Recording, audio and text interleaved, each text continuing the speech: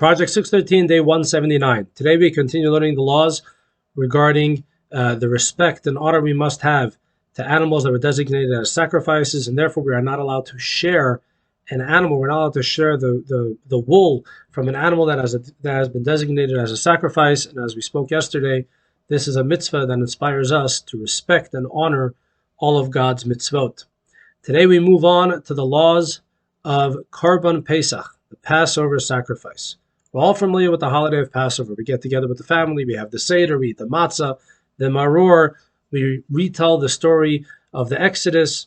The centerpiece of the Seder is missing today because the centerpiece of the Seder was the Passover sacrifice that was offered only in the Holy Temple. So here's how it worked.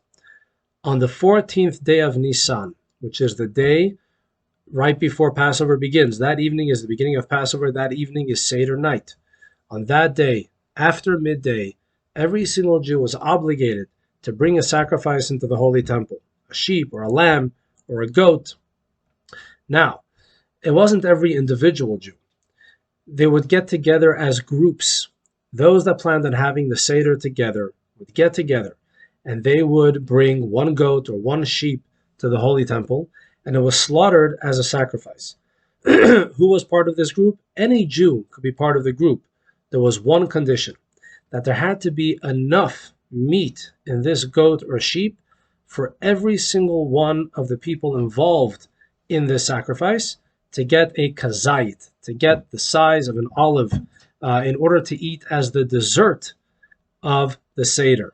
Today we have the afikomen. We eat some extra matzah to remember the special meat of the Passover sacrifice. But in the times of the Holy Temple, the dessert was the Passover sacrifice.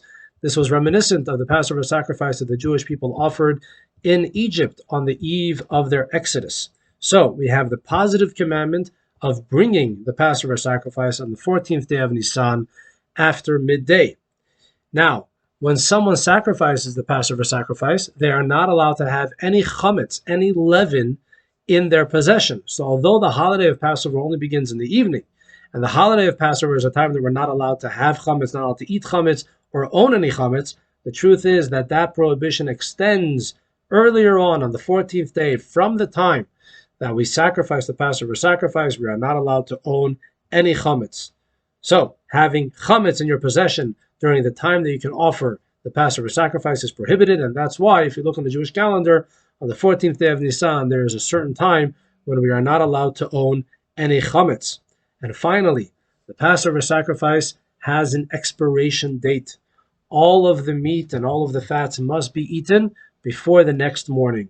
There's the negative commandment. We are not allowed to leave overnight the fats of the Paschal offering, of the Passover sacrifice. Thank you all for watching. More tomorrow.